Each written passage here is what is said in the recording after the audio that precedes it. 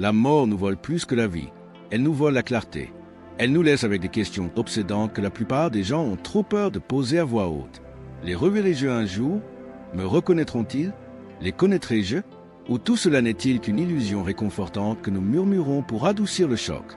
Cette vidéo ne vous donnera pas de réponse vague ni de clichés superficiels. Vous verrez ce que la Bible dit réellement, clairement, avec force et en contexte. Vous n'aurez pas de théorie. Vous aurez la vérité. Et à la fin de ce voyage, vous saurez exactement à quoi vous attendre lorsque vous entrerez dans l'éternité.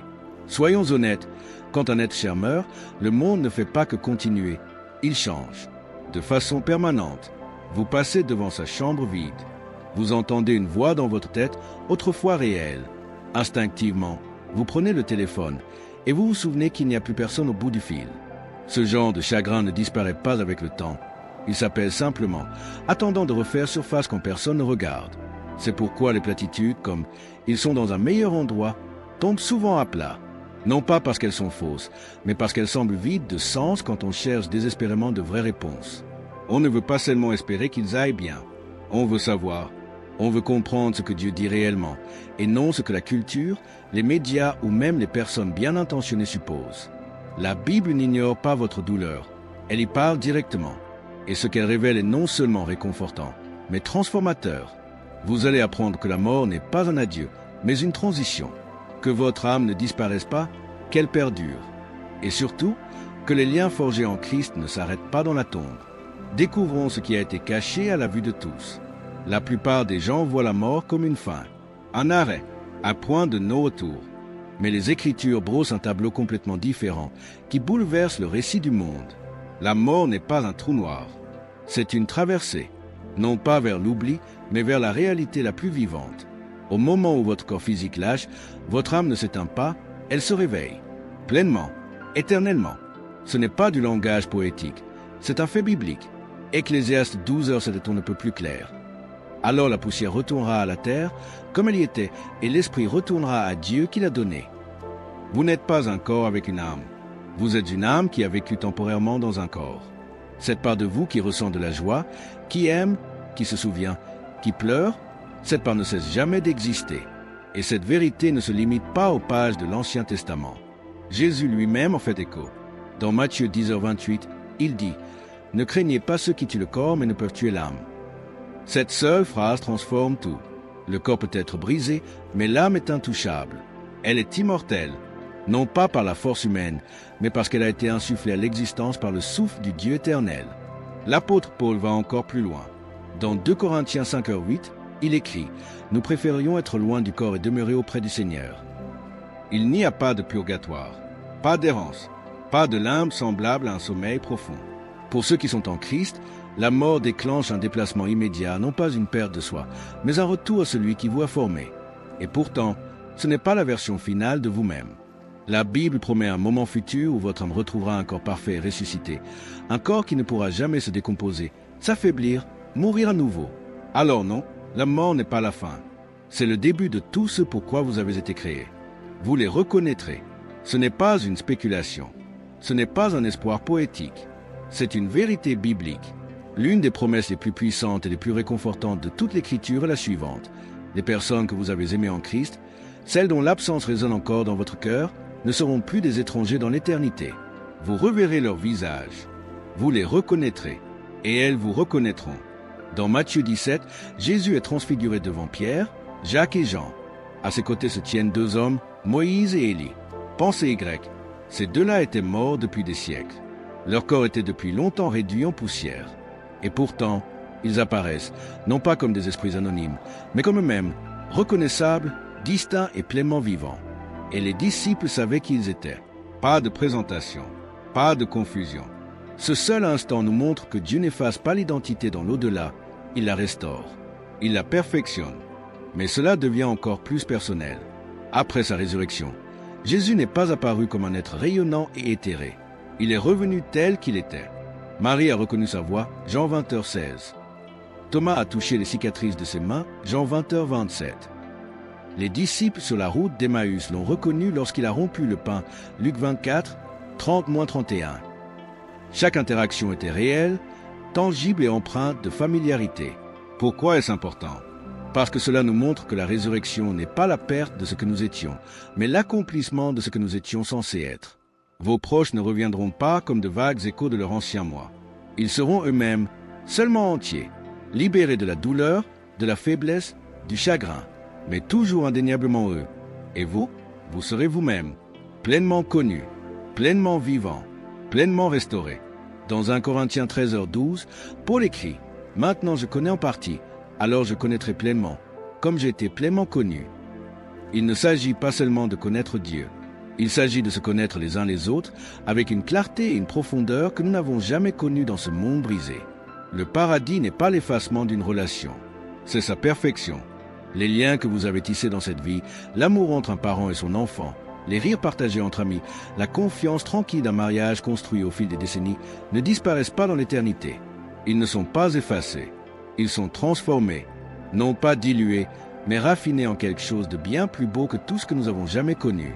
Jésus a abordé ce sujet directement dans Matthieu 22h30 lorsqu'il a dit « À la résurrection, les hommes ne se marieront plus, ni les femmes de mari, ils seront comme les anges dans le ciel. » Pour certains, cela semble décourageant. Cela signifie-t-il que nous perdons l'amour que nous avions? Cela signifie-t-il que nous oublions les personnes que nous chérissions le plus? Absolument pas. Ce que Jésus décrit n'est pas la perte d'intimité, mais la levée des limites. Sur terre, même nos relations les plus sacrées sont ternies par la rupture, par l'égoïsme, par la peur. Nous aimons, mais imparfaitement. Nous donnons, mais parfois avec des attentes. Nous pardonnons, mais souvent avec des cicatrices. Au ciel, ces fractures auront disparu. Là-bas, vous aimerez votre conjoint, vos enfants, vos frères et sœurs, non pas moins, mais davantage. Non pas à travers le prisme du temps et de la fragilité, mais avec une clarté éternelle. Les barrières que nous avons portées, malentendus, regrets, mon nom dit disparaîtront. Ce qui demeure, c'est la connexion pure que Dieu a toujours voulu entre ses enfants. Paul l'exprime dans 1 Corinthiens 13h12 lorsqu'il dit « Aujourd'hui nous ne voyons qu'un reflet. Comme dans un miroir, alors nous verrons face à face. Notre vision ne sera plus brouillée par la douleur ou l'orgueil. Nous nous verrons pleinement et nous aimerons sans retenue. Mais ce n'est pas tout. Apocalypse 7h9 nous montre la famille de Dieu dans toute sa plénitude. Une multitude immense que personne ne pouvait compter, de toute nation, de toute tribu, de tout peuple et de toute langue. Le ciel n'est pas seulement des retrouvailles avec ceux que vous avez connus. C'est l'union de tous les croyants, à travers les siècles et les cultures, en parfaite harmonie. Toutes les langues, tous les horizons, toutes les histoires, tissées ensemble pour former une famille éternelle. Alors oui, l'amour que vous connaissez maintenant demeurera, mais il s'élèvera, libre et éternel. Une question se cache dans le silence qui suit l'espoir. Et si quelqu'un que j'aime n'est pas là? Et si son nom n'est pas inscrit dans le livre de vie? Et s'il choisissait de s'éloigner de Dieu? Ce n'est pas seulement un dilemme théologique. C'est une douleur lancinante. Une mère qui a prié pour son fils. Un conjoint qui a attendu et cru. Un ami qui n'a jamais ouvert son cœur à la vérité. Comment le ciel peut-il être le ciel s'il n'en fait pas partie? Jésus n'a pas évité cette tension. Dans Matthieu 7, 13-14, il dit « Large est la porte, spacieux est le chemin qui mène à la perdition, et beaucoup entrent par là. Mais étroite est la porte, resserré le chemin qui mène à la vie, et peu nombreux sont ceux qui la trouvent. » Ce ne sont pas des paroles cruelles. C'est un cri d'urgence qui donne à réfléchir. Et pourtant, Apocalypse 21h4 nous donne cette promesse stupéfiante. Il essuiera toute larme de leurs yeux. Il n'y aura plus de mort, ni de deuil, ni de cris, ni de douleur. Cela inclut la douleur de l'absence. Cela inclut la tristesse de ceux que nous espérions voir à nos côtés. Mais comment? Car là, chaque perspective sera alignée sur la justice et la miséricorde de Dieu. Ésaïe 55, 8-9 nous rappelle. Mes pensées ne sont pas vos pensées, et vos voix ne sont pas mes voix. Autant les cieux sont élevés au-dessus de la terre, autant mes voix sont élevées au-dessus de vos voix. Dans l'éternité, nous verrons ce que nous ne voyons pas maintenant. Nous ferons confiance à ce que nous ne comprenons pas encore. Et nous serons en paix, non par oubli, mais parce que nous voyons à travers ses yeux. Le ciel ne repose pas sur l'ignorance. Il repose sur une compréhension totale et un amour parfait. Et si cette vérité nous ancre, elle devrait aussi éveiller en nous quelque chose. L'urgence, la compassion, le courage. Il est encore temps. Le temps de parler, le temps d'aimer, le temps d'intercéder. Car la chose la plus chrétienne que nous puissions faire avec l'espérance du ciel est de veiller à ne pas y aller seul. Si tout ce que vous venez d'entendre est vrai, si la mort est une porte, si votre âme perdure, Si les relations sont restaurées et si l'éternité est réelle, alors ce n'est pas seulement de la théologie, c'est une direction. Ce n'est pas seulement du réconfort pour les endeuillés, c'est une boussole pour les vivants. Car si votre vie est éternelle, alors chaque instant, maintenant, compte. Cette vérité devrait faire plus que vous apporter la paix. Elle devrait changer votre façon de respirer, de parler, de pardonner et d'aimer. Cela signifie que le temps ne s'écoule pas. Il construit vers quelque chose de permanent, quelque chose d'inébranlable. L'apôtre Paul n'a pas décrit le ciel comme un fantasme lointain. Il l'a décrit comme une raison de persévérer, même lorsque tout s'écroulait autour de lui. Dans 1 Thessaloniciens 4h13, il rappelle aux croyants, « Nous ne nous affligeons pas comme ceux qui n'ont point d'espérance. » Cela ne signifie pas que nous ne pleurons pas. Cela signifie que nos larmes ne sont pas le dernier mot. L'espoir n'efface pas le chagrin, mais il le transforme. Cela vous donne le courage de vivre maintenant, les yeux fixés sur l'éternité, de réparer des relations qui semblent trop brisées, de dire la vérité quand il est plus facile de se taire, de faire preuve de miséricorde quand votre orgueil vous implore de vous venger. Car un jour, vous vous retrouverez face à face avec celui qui a soutenu votre âme à travers toutes les tempêtes. Jésus a dit, « Ne vous amassez pas de trésors sur la terre, mais amassez-vous des trésors dans le ciel. » Matthieu 6, 19-20. Ce n'est pas une métaphore, c'est un enseignement. Investissez dans ce que vous ne pouvez pas perdre. Les gens, la vérité, l'amour, le genre d'héritage qui ne sera pas enterré avec vous, mais qui résonnera à travers l'éternité. Et lorsque vous y croyez vraiment, lorsque l'éternité devient plus réelle pour vous que les gros titres, le bruit, l'agitation incessante, vous commencez à vivre avec le feu, avec intention, avec joie, car le ciel n'est pas seulement l'endroit où vous allez, c'est la raison pour laquelle vous vivez. Revoir vos proches sera époustouflant, mais ce ne sont pas les retrouvailles en elles-mêmes qui vous détruiront, mais la façon dont vous les percevrez. Ici sur Terre, même les plus belles relations sont filtrées par les limites humaines, par les brisures, par les malentendus, les regrets, les non-dits, les vieilles blessures. Nous essayons d'aimer avec pureté, mais quelque chose nous en empêche toujours. La peur, l'orgueil, le temps, l'épuisement.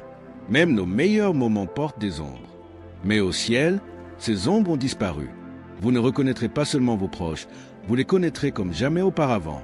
Non pas comme des versions d'eux-mêmes, façonnées par les traumatismes et l'histoire, mais tels qu'ils sont vraiment, glorifiés, entiers, rachetés, pleinement eux-mêmes à la lumière de la gloire de Dieu. 1 Corinthiens 13h12 le dit avec une force inégalée. Aujourd'hui, je connais en partie, alors je connaîtrai pleinement, comme j'ai été pleinement connu. Ce n'est pas de la théologie abstraite, c'est personnel, cela signifie que les murs s'effondrent. Chaque conversation interrompue est réparée, chaque larme est comptabilisée, chaque lien est enfin ce qu'il était censé être, honnête, profond, éternel. Vous embrasserez votre Père sans la distance créée par le temps. Vous rirez à nouveau avec l'ami parti trop tôt, mais cette fois, sans tristesse dans ses yeux. Vous rencontrerez l'enfant que vous n'avez jamais pu élever, et ses yeux vous diront tout ce que vous avez toujours besoin de savoir. À cet endroit, l'amour n'est plus une question de survie, c'est un débordement. Parce que chaque personne que vous voyez, chaque âme que vous embrassez, sera ancrée dans la même vérité.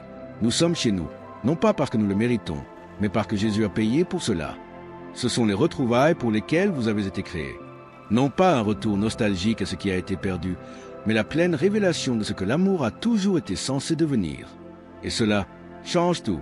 Qu'est-ce qui changerait si vous croyez vraiment que l'éternité commence maintenant?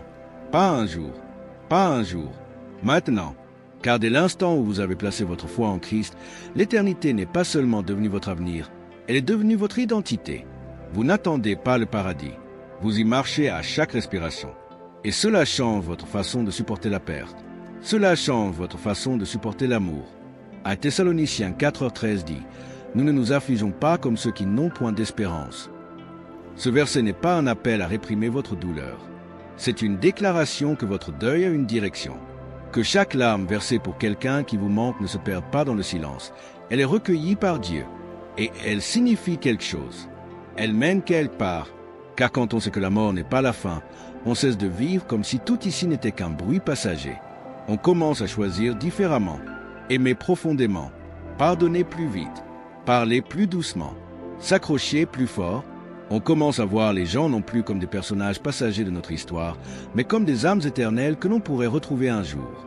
Et soudain, cette conversation que vous vouliez éviter, Elle a son importance. Cette amertume que vous comptiez garder n'en vaut pas la peine. Cette personne pour laquelle vous aviez l'intention de prier, vous devez le faire. Jésus a dit dans Matthieu 6h20, « Amassez-vous des trésors dans le ciel. » Et si ces trésors n'étaient pas des choses, mais des personnes, la bonté que vous montrez, l'évangile que vous partagez, la miséricorde que vous accordez quand personne d'autre ne le ferait, ce sont des actes éternels qui ont un impact éternel. Colossiens 3h2 nous dit « Affectionnez-vous aux choses d'en haut et non à celles de la terre. » Il ne s'agit pas d'évasion, il s'agit d'alignement. Vivre comme si cette vie était réelle, mais pas définitive. Quand l'éternité habite vos os, vous marchez différemment, vous parlez différemment, vous aimez différemment, parce que vous savez que la ligne d'arrivée n'est en fait que le début. Un moment arrive qu'aucun œil sur terre n'a pleinement vu. Aucun langage ne peut le décrire. Aucun cœur ne peut s'y préparer. C'est le moment où le voile entre le ciel et la terre se déchire et que vous le voyez, pas par l'imagination, pas par la foi, mais face à face. Chaque désir que vous avez toujours porté, chaque aspiration à la paix, à la justice, à l'amour qui ne s'éteint pas, trouve sa réponse dans cette unique rencontre. Car l'espoir le plus profond du ciel ne réside pas dans les rues dorées ni même dans les retrouvailles avec ceux que nous avons perdus. L'espoir le plus profond, c'est lui. Apocalypse 21h3 ne murmure pas cela, il rugit. Voici que la demeure de Dieu est maintenant parmi les hommes. Il habitera avec eux. Ils seront son peuple et Dieu lui-même sera avec eux et sera leur Dieu. Pas par prophétie, pas par prière, avec nous, concret, présent, indéniable. Et à cet instant, tout prend sens. La souffrance, l'attente, le chagrin, l'obéissance qui vous a coûté des années, les prières que vous pensiez rester sans réponse. 1 Corinthiens 13h12 devient enfin réalité. Nous voyons maintenant comme au travers d'un miroir, d'une manière confuse, mais alors, ce sera face à face. Vous ne comprendrez pas seulement Dieu, vous le connaîtrez, et vous réaliserez qu'il vous connaissait depuis toujours. Chaque larme, chaque doute, chaque cri silencieux dans l'obscurité. Il était là. Apocalypse 22h4 ajoute un dernier détail saisissant. Ils verront sa face, et son nom sera sur leur front.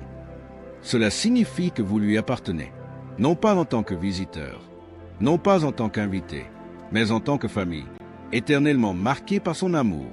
Plus d'interrogations, plus d'efforts, juste la présence, pure, sans filtre, sainte présence. Et à cet instant, pour la première fois de votre existence, vous le ressentirez. Pas seulement la paix, pas seulement la joie, mais le foyer. Si quelque chose a changé dans votre cœur aujourd'hui, accrochez-vous Y. Ce n'est pas seulement une émotion, c'est l'éternité qui vous appelle. Tu n'étais pas censé porter ton chagrin seul. Tu n'étais pas censé taire tes questions, ignorer ta douleur ou faire comme si tes souvenirs ne te faisaient plus mal. Tu étais censé traverser cette vie avec un espoir qui survit à la mort. Car tout ce que nous avons découvert ici, ce n'est pas seulement une information, c'est une invitation à croire à nouveau, à aimer plus profondément, à parler avec audace, à pardonner maintenant, à vivre éternellement dès aujourd'hui. Peut-être n'as-tu jamais vraiment entendu ces vérités énoncées ainsi. Peut-être que la religion t'a enseigné des règles, pas des relations. Peut-être ta théorie dit que le paradis est lointain, inaccessible, réservé aux parfaits. Mais laisse-moi te dire la vérité qui fait taire tous les mensonges. Le paradis est pour les croyants brisés, pour ceux qui se sont accrochés à Jésus dans la tempête, pour ceux qui ont tout perdu et murmurent encore « Seigneur, j'ai confiance en toi ». Alors si c'est ton cas, tu n'es pas oublié, vous n'êtes pas disqualifié, vous êtes confiné à la maison. Et si vous avez ressenti un tiraillement dans votre âme, c'est votre signe. Ne quittez pas cette vidéo sans changement. Laissez-la vous guider vers la gratitude, la prière, l'abandon. Laissez-la vous guider vers le partage avec quelqu'un qui en a autant besoin que vous. Et si ce n'est pas encore fait, abonnez-vous maintenant. Pas pour les chiffres, mais parce que ce n'est que le début d'un voyage que nous allons parcourir ensemble, à travers les Écritures, le chagrin, la révélation, jusqu'au jour où nous nous retrouvons tous dans cette lumière. Cliquez sur « Abonnez-vous ». Regardez la prochaine vidéo. Elle vous attend déjà sur votre écran. Et n'oubliez jamais, l'amour ne meurt pas et nous non plus. En attendant de nous revoir, marchez avec l'éternité dans vos yeux. Vivez avec le ciel dans votre cœur. Et portez le nom de celui qui n'a jamais cessé de vous appeler à la maison.